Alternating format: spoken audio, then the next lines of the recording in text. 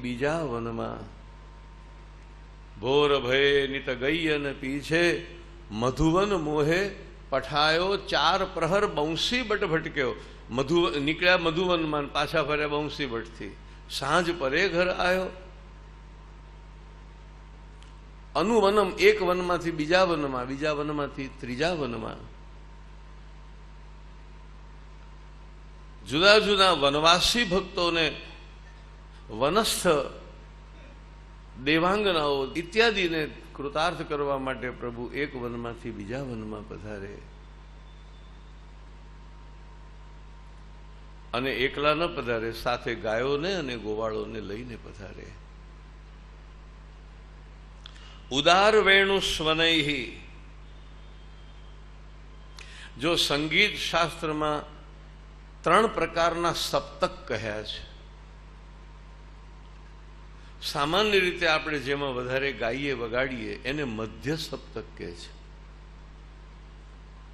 अत्यारे आपणे बोलीए तो ए मध्य सप्तक में बोलीए छे एवुं कहेवाय के बहु ऊंचुं नहीं बहु नीचुं नहीं। ठाकुरजी वेणुनाद 3 प्रकारे करे छे।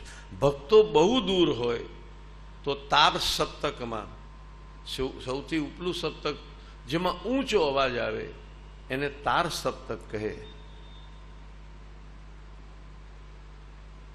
भक्तो बहु दूर होय तो प्रभु वेणुनाद थी बहु ऊंचा सुरो प्रगट करे छे। तार सप्तक में वेणु वगाड़े छे।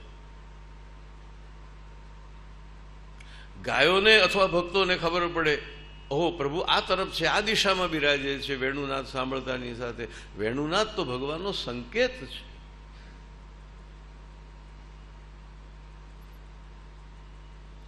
भगवान थोड़ा भक्तो थोड़ा वधारे निकट आवे छे अने थोड़ा निकट आवे छे एटले भगवान पछी वेणुना स्वर ने मध्य सप्तक में लावी दे छे। नहीं तीव्र के नहीं हळवी, मध्य सप्तक में वगाड़े छे पण बंध नहीं करता। अने भक्तो छेक पासे आवी गया। हवे आंख थी आंख आम देखाई रह्या छे, दर्शन थई रह्या छे के प्रभु पधार्या। एटले भगवान वेणुना सूर ने मंद्र सप्तक में लई जाय छे। नीचेना सूर बधा मंद्र सप्तक कहेवाय। अहीं भगवान घर तरफ पधारी गया छे। लगभग आम वृंदावन नहीं भागोळ में आवी पहोंच्या छे।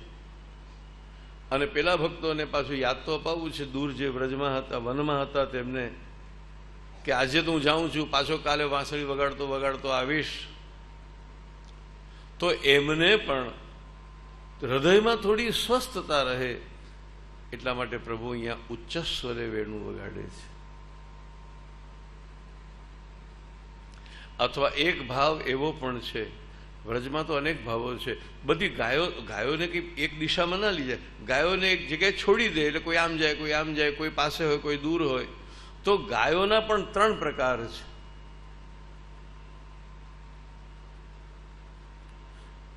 કેટલી ગાયો બહુ દૂર ચાલી ગઈ છે એને બોલાવવાની છે। કેટલી ગાયો બહુ દૂર નથી ગઈ અને કેટલી ગાયો તો ભગવાનની આસપાસ જ। मन लागे છે કે આ એકલી ગાયોની વાત નથી, ભક્તોની પણ વાત છે। કેટલાક ભક્તો ભગવાનથી બહુ દૂર ચાલ્યા ગયા છે પણ સાંજે ઘરે પાછા ફરવાનો સમય આવે ને ત્યારે કોઈ જીવ ગમે તેટલો દૂર ગયો હોય તો ઠાકોરજી એને પોતાની પાસે લઈ પોતાની ટોળી આમ ગણી લે કે 100 ગાય લઈને નીકળ્યો તો 100 છે ને। કોઈ જીવને પ્રભુ એકલો ન પડવા દે। જેમ ગોવાળનો ધર્મ છે કે ગાયોનું ધ્યાન રાખે, પાછી એ બધી ગાયોને સમેટે, પાછી એને બધીને આગળ કરે કે કોઈ વનમાં રહી ન જાય અને એની પાછળ પાછળ ચાલે। એમ જીવો પણ 3 પ્રકારના છે। કેટલાક જીવો લૌકિકમાં બહુ દૂર ચાલ્યા ગયા છે પણ છે પ્રભુની ગાયો। એને પ્રભુ એકલી જવા કેમ દે?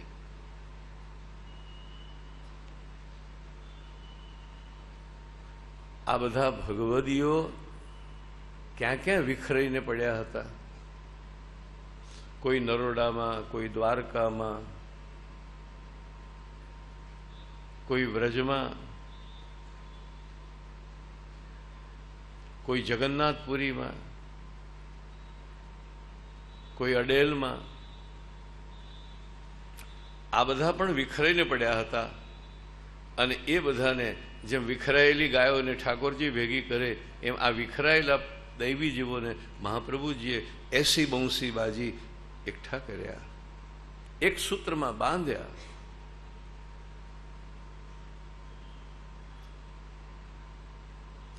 અનાથ હોય એ દુઃખી થાય, પણ વૈષ્ણવ અનાથ નથી. એક સરસ વાત કહું, ઠાકોરજીને કયું સંબોધન સૌથી વધારે ગમે? ગોપી ગીતમાં તો બહુ સંબોધનો છે. હે પ્રિય, હે સખા, હે દયિત.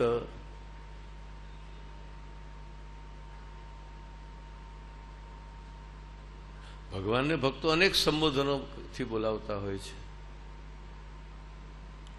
કોઈ જગ્યાએ અંગ સંબોધન કર્યું છે, હે મારા અંગ.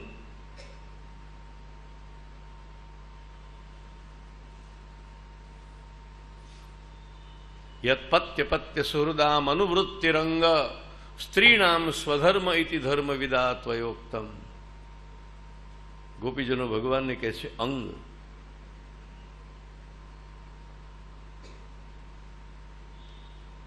પણ ઠાકોરજીને ભક્તનું કયું સંબોધન સૌથી વધારે પ્રિય છે? શ્રી મહાપ્રભુજી એક જગ્યાએ એનો નિર્દેશ કર્યો છે. શું કહે તો ભગવાનને બહુ ગમે? એ સંબોધન છે નાથ.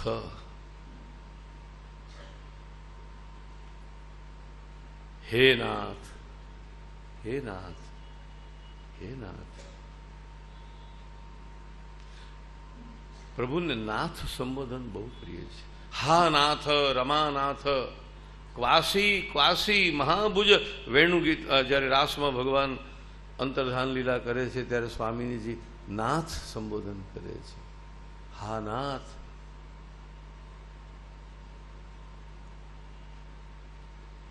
આ સંબોધન ભગવાનને બહુ પ્રિય છે.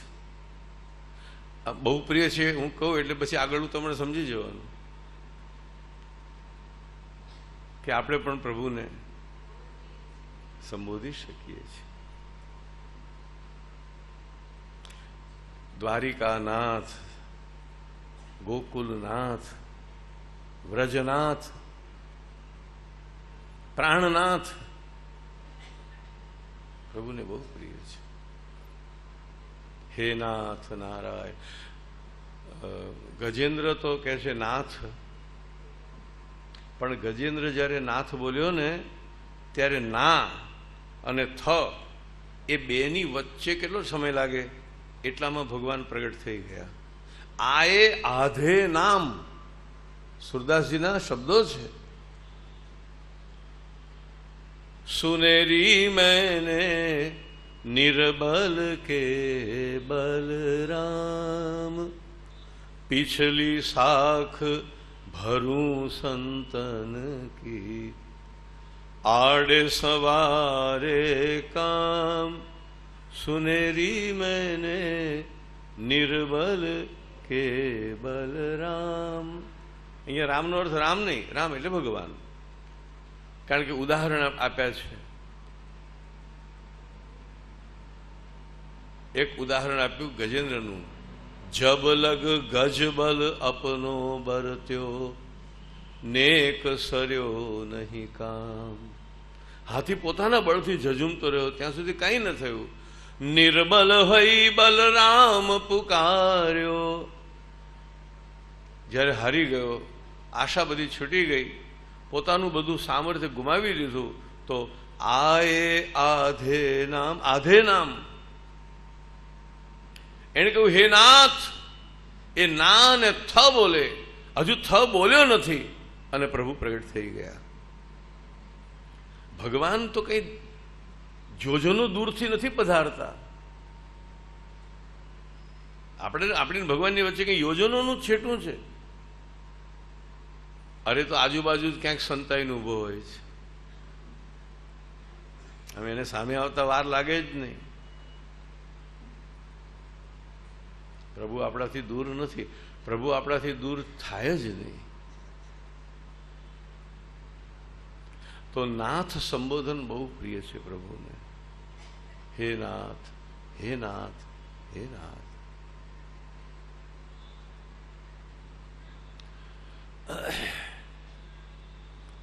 ગાયોને આગળ કરી છે, ગોવાળોને આગળ કર્યા છે. ઉદાર વેણુસ્વનૈહી, પ્રભુ ઉચ્ચ વેણુસ્વરથી દૂર ગયેલી ગાયોને પણ પાછી બોલાવી લેવી છે, ચાલો ઘર તરફ. સવારે કહેવાય છે ગાયો ભૂખી છે માટે જાઓ જલ્દી, અને સાંજે કહેવાય છે વાછરડા ભૂખ્યા છે માટે ચાલો જલ્દી. પરાર્થ હેતુ છે. પ્રભુની દરેક લીલામાં પરાર્થ છે, સ્વાર્થ નથી.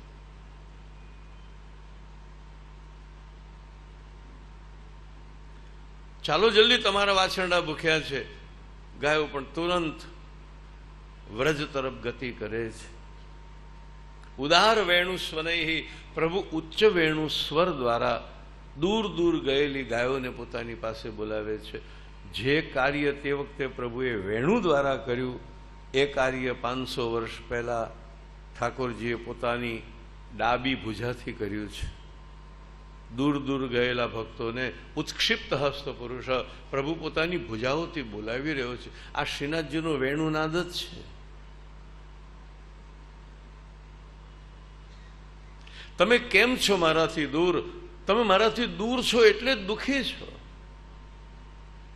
ભગવાન આનંદ છે, અને આનંદથી જેટલો દૂર જાય એટલો જીવ દુઃખી જ થવાનો છે. ભગવાનથી દૂર થવું એનો અર્થ છે આનંદથી દૂર થવું. એ આનંદ છે, પૂર્ણાનંદ છે.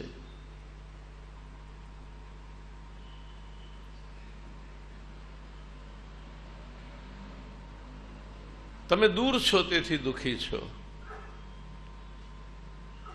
જે કામ વેણુ નાદ કરે છે એ કામ શ્રીનાથજીની વામ ભુજા કરે છે. આપણે શ્રીનાથજીની ભુજાની વાત આવી ને, તો શ્રીનાથજીની જે મેં પહેલા તમે કહ્યું હતું કે શ્રીનાથજીના આખા સ્વરૂપમાં વેણુ ગીત છે. હવે જ્યારે જ્યારે તમે શ્રીનાથજીના આમ પીઠિકા સાથે દર્શન કરશો ને, તમને આખું વેણુ ગીત યાદ આવશે. જો શ્રીજી બાબાના મસ્તક ઉપર પોપટ છે, શુક છે, તો અહીંયા શ્લોક આવ્યો કે નહીં? પ્રાયો બતાંબ વિહગા મુનયો વનેસ્મિન. વિહગ એટલે પક્ષીઓ. હે સખી, આ પક્ષીઓ નથી, મુનિઓ છે. સુખદેવજી મુનિ છે, ગુરુ મુનિના, મુનિઓના પણ ગુરુ છે.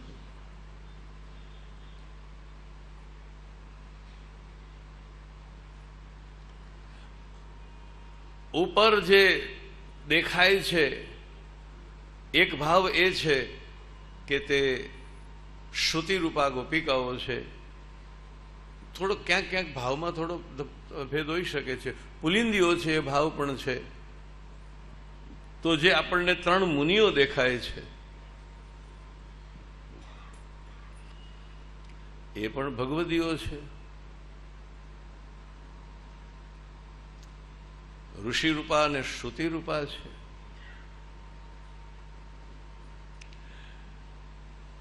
સર્પના દર્શન થાય છે 2.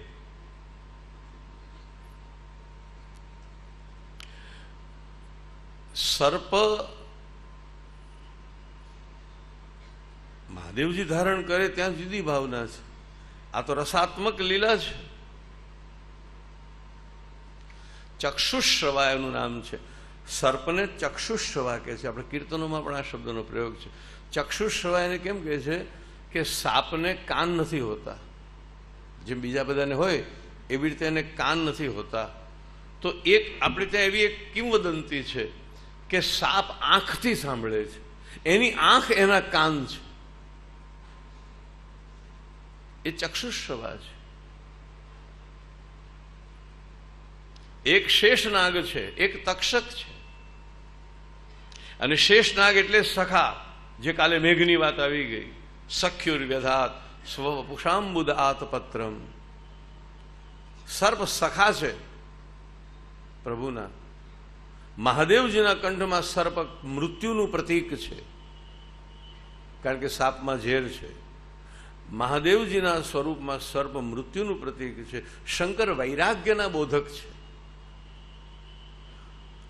કૃષ્ણ તો અહીંયા રસરૂપ છે, તો સર્પ સખા છે એટલે કે શેષનાગ છે. અને એનું કાર્ય પ્રભુના ઉપર છત્ર છાયા કરવાનું છે, પ્રભુનો પરિશ્રમ દૂર કરવાનું છે. પીઠિકામાં જે ગાયોના દર્શન થાય છે એ પણ વેણુગીતમાં છે. ગાવશ્ચ કૃષ્ણ મુખ નિર્ગત વેણુગીત. ગાયનું તો ઠેર ઠેર વર્ણન છે, પહેલાથી છેલ્લા શ્લોક સુધી. આ શ્લોકમાં પણ આવ્યું ગા ગોપકૈર અનુમનમ. અને સાંભળો, ગાયોનો અર્થ છે નિસ્સાધન ભક્ત. પ્રભુએ નિસ્સાધન ભક્તોને પોતાના સ્વરૂપમાં આશ્રય આપ્યો છે. પુષ્ટિ માર્ગમાં એવું કહેવાય છે, તમે પ્રભુને પામવા માટે જેટલું સાધન કરશો એટલા પ્રભુ તમારાથી દૂર થશે. આમ તમે દોડતા હો તો તમારા પડછાયાને તમે કોઈ દિવસ પકડી શકો? કેમ? તમે જેટલી ઝડપથી દોડો એટલી ઝડપથી પડછાયો પણ દોડે, તો કેમ પકડાય એને?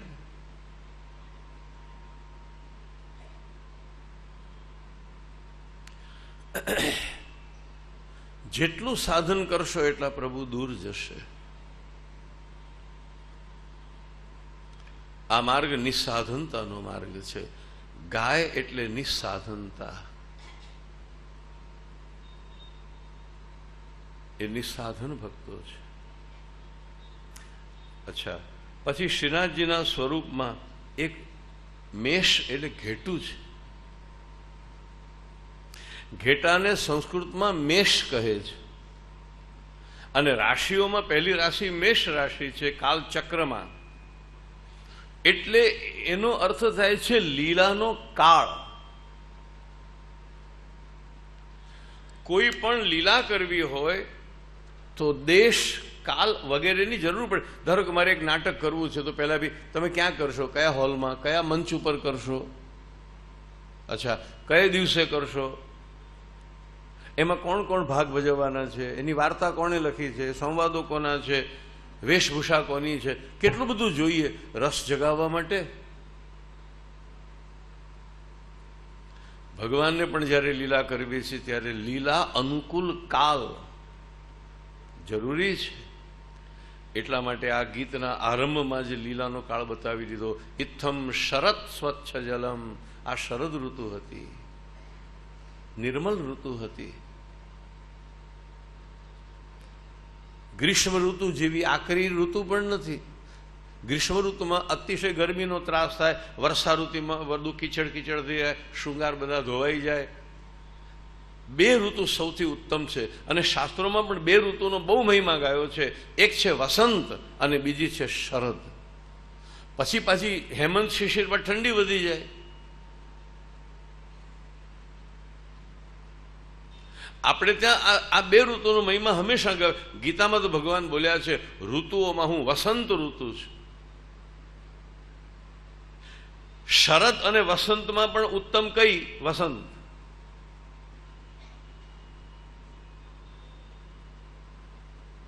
અને એનો પણ ઉલ્લેખ છે મધુમાસ. મધુપતિ રાવગ આહ્ય ચારયન ગાહ.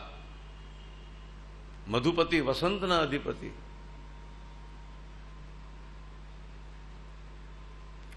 રાસલીલા ભગવાને શરદમાં કરી છે. ફલ પ્રકરણ શરદમાં છે. તો આ બે ઋતુ પ્રભુને બહુ પ્રિય છે, વસંત અને શરદ. એ લીલાનો કાળ છે એ શ્રીનાથજીની પેઠિકામાં મેષના રૂપમાં છે. પછી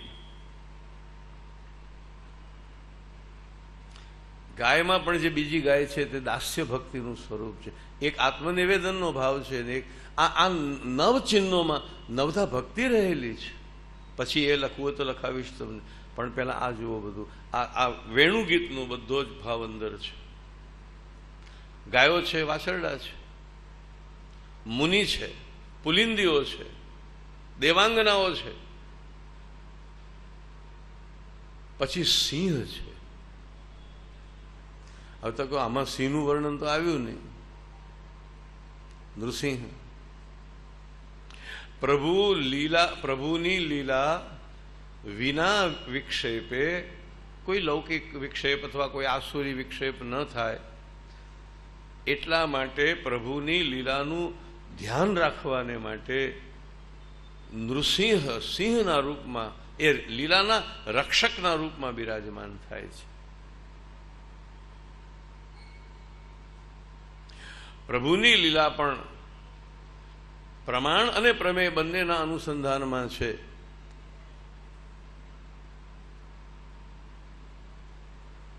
આ બધા ભગવત લીલાના ઉદ્દીપન વિભાવકો છે. શ્રીનાથજી ક્યાં બિરાજે છે? ગિરિકંદરાથી પ્રગટ થયા પ્રભુ આપ ગોવર્ધનનાથ શ્રી ગિરિરાજ બિરાજે છે. શ્રીનાથજીના સ્વરૂપમાં તમને ગિરિરાજજીની શિલાઓના દર્શન થાય છે. હંતાય મદ્રી રબલા હરિદાસવર્યો, કાલે ગિરિરાજજીની વાત આવી વેણુ ગીતમાં. પૂરી પીઠિકા વેણુ ગીતમાં છે. અચ્છા, શ્રીજી બાબાની નીચે જે લહેરો દેખાય છે તે નદ્યસ્તદા તદુપધાર્ય મુકુંદ ગીત આવર્ત લક્ષિત મનોભવ ભગ્ન વેગા. વેણુ ગીતનો એક શ્લોક તમને શ્રીનાથજીમાં દર્શન આપશે. હવે શ્રીજી બાબાને દર્શન કરવા જાઓ ત્યારે વેણુ ગીત યાદ કરજો. આ બધા જે લીલાના તત્વો છે એ બધા જ ત્યાં બિરાજે છે.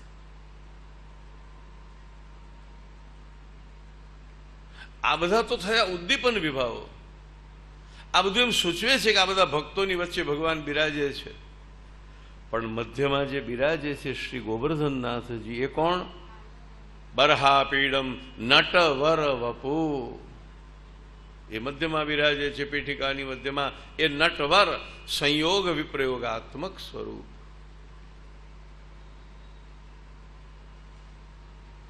પછી એવા એ તો રોજ રોજના શૃંગાર જુદા હોય. એટલે ભલે આમાં એકવાર વર્ણન આવ્યું કે બરહાપીડમ, બીજે દિવસે બીજા શૃંગાર હોય, નિત્યહી શૃંગાર બાગોબરણ. પણ મધ્યમાં જે બિરાજે છે તે નટવર છે, સાક્ષાત રસ સ્વરૂપ છે. આ પૂરી પીઠિકા, આપણે તો એવું પણ કહેવાય છે કે આખી જીવ સૃષ્ટિ પ્રભુના સ્વરૂપમાં છે. શાસ્ત્રકારોએ જીવ સૃષ્ટિના 4 પ્રકાર પાડ્યા છે. આ જગતમાં જેટલા જીવો છે એના 4 પ્રકાર છે: સ્વેદજ, અંડજ, જરાયુજ,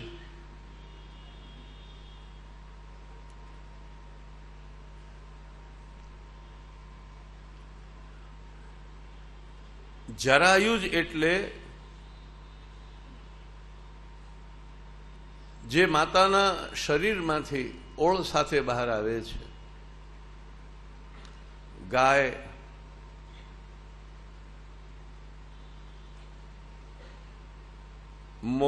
ગાય વગેરે. હા, જો પીઠિકામાં મોર રહી ગયા. ગોવિંદ વેણુ મનુમત્ત મયુર નૃત્યમ.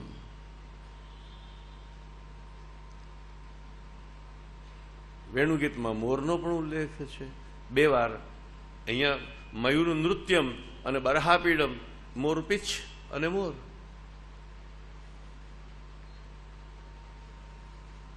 શ્રીનાથજીના સ્વરૂપમાં આખું વેણુગીત છે. અથવા વેણુગીતમાં જે ભગવત તત્વનું પ્રતિપાદન છે, રસ તત્વનું પ્રતિપાદન છે, એ જ શ્રીનાથજી છે. જ્યારે જ્યારે પીઠિકા સહિત પ્રભુની ઝાંખી કરો ત્યારે વેણુગીતના શ્લોકો સાથે એને જોજો.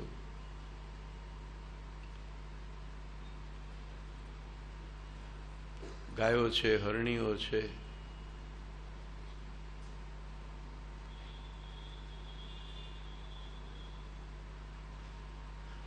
સ્વેદજ, અંડજ, જરાયુજ, આ બધા પ્રકારો છે. માતાના શરીરમાંથી જેનો જન્મ થાય છે, મનુષ્ય, ગાય વગેરે, એ જરાયુજ કહેવાય. અંડજ એટલે પહેલા ઈંડા તરીકે જન્મે, પહેલા ઈંડું થાય ને પછી એમાંથી એ જન્મે. કોણ? સર્પ, મોર, શુક, આ બધા અંડજ કહેવાય. સ્વેદજ એટલે ઝીણા ઝીણા કીટકો જે આંખે ન દેખાય. તમે આ ફૂલ લો ને તો તમે જોજો, ફૂલની અંદર પણ સૂક્ષ્મ નાના નાના જીવ હોય છે, એ બધા સ્વેદજ કહેવાય. એ ઠાકોરજીની માલામાં છે.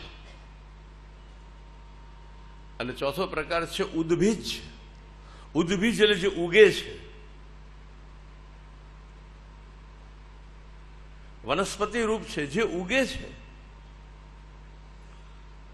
તો એ કમલ વગેરે, કમલ માલા, કમલ, એ બધું પણ પ્રભુના સ્વરૂપમાં બિરાજે છે. પુષ્પો, કમલ, માલા, એ બધું ઉદ્ભીજ છે. તુલસી, જમીનમાંથી જે ઉગે એટલે વનસ્પતિ રૂપ. તો આખી સૃષ્ટિ પ્રભુના સ્વરૂપમાં છે. નવધા ભક્તિનું નિરૂપણ પણ પ્રભુના સ્વરૂપમાં કરવામાં આવ્યું. હું બોલું છું, કોઈને લખવું હોય તો લખજો. પીઠિકામાં જે સર્પ છે પહેલો, એ પહેલી ભક્તિ છે શ્રવણમ, શ્રવણ ભક્તિ. પ્રભુના મસ્તક ઉપર જે શુક બિરાજે છે, શુકદેવજીનું કામ જ કથા કરવાનું છે, એ કીર્તન ભક્તિ છે. એ નિરંતર પ્રભુના ગુણગાન કરે છે. ઉપર જે 3 મુનિઓ દેખાય છે, એ સ્મરણ ભક્તિ છે.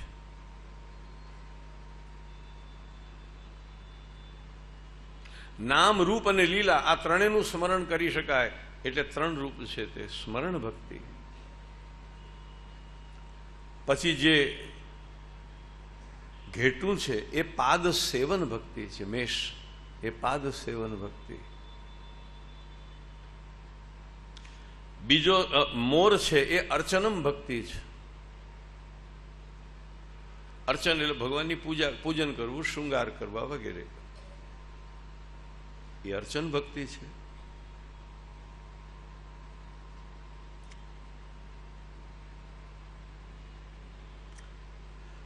બીજો સર્પ છે એ વંદનમ, એ વંદન ભક્તિ છે.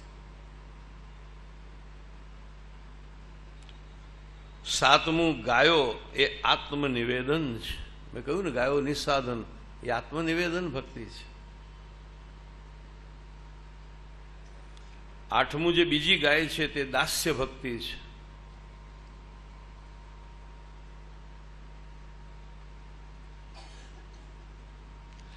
આપણે ત્યાં કીર્તન સાહિત્યમાં 2 ગાયો ભગવાનને બહુ વાલી, ધોરી અને ધુમર. ધોરી એટલે ગુજરાતીમાં ધોળી કહીએ છીએ, એ જ અર્થ છે. ધોરી એટલે સફેદ ગાય, ધુમર એટલે શામળી ગાય. એમાં એક સરસ વાત કહું કે લાલો દૂધ પીવા માટે આનાકાની કરે ને તો યશોદાજી કે આ ધોળીનું દૂધ છે, પેલો તરત પી જાય. કેમ? કેમ કે એક દિવસ એણે આવીને એવી જીત કરેલી, માં રાધાજી ગોરા ગોરા છે, તું પણ ગોરી ગોરી છે, દાઉજી ભૈયા ગોરા ગોરા છે, હું કેમ કાળો? પછી માતાએ કહ્યું કે તું કેમ કાળો? એ તો એના કારણ ઘણા છે. તું રાત્રે જન્મ્યો હતો ને અંધારી રાત હતી ને પછી મેં તને ઢાંક્યો નહીં એટલે અંધારું તને ચોંટી ગયું ને એવું બધું. પણ તારે ગોરા થવું છે? એને કહ્યું હા થવું છે. બોલો, છેક ભગવાનથી ચાલતું આવ્યું છે.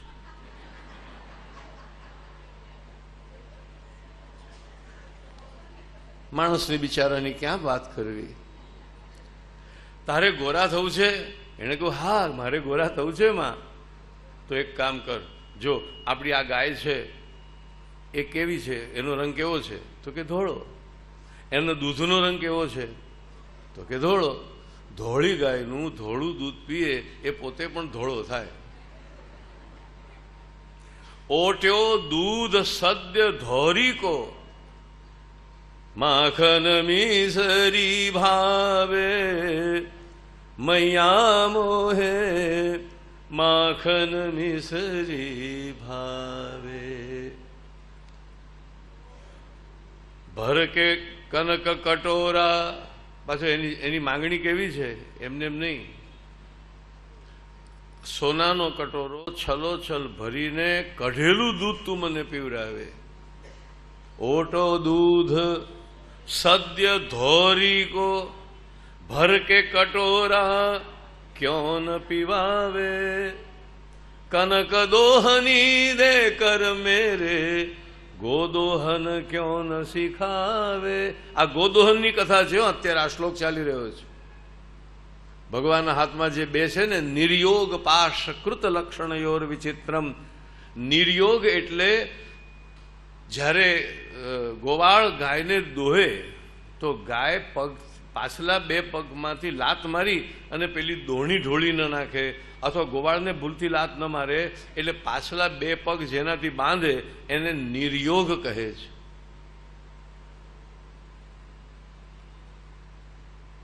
ભગવાનના હાથમાં નિર્યોગ છે અને પાશ છે।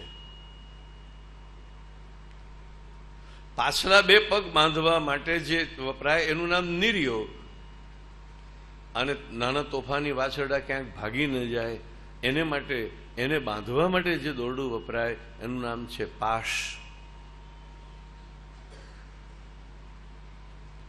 પણ પ્રભુને કોઈ પણ જીવનું બંધન ન ગમે, એટલે શ્રી મહાપ્રભુજીએ સુબોધનીજીમાં એવો અર્થ કર્યો છે કે આ બે દોરડા એ ખરેખર કોઈને બાંધવા માટે નથી રાખ્યા, ખાલી પ્રભુએ ચિહ્ન તરીકે રાખ્યા છે।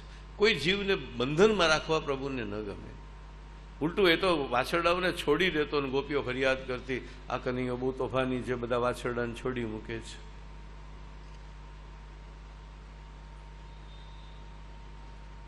તો એને ધોળી ગાય બહુ ગમતી, એટલે બે ગાયો છે, ધોરી અને ધુમર। એ આ વાત આવી ગઈ। 8મી 9મો જે સિંહ છે તે સખ્ય ભક્તિ છે। એ ભગવાનની લીલાનું રક્ષણ કરે છે। ગાગોપકૈરનુવનમ નયતો રુદા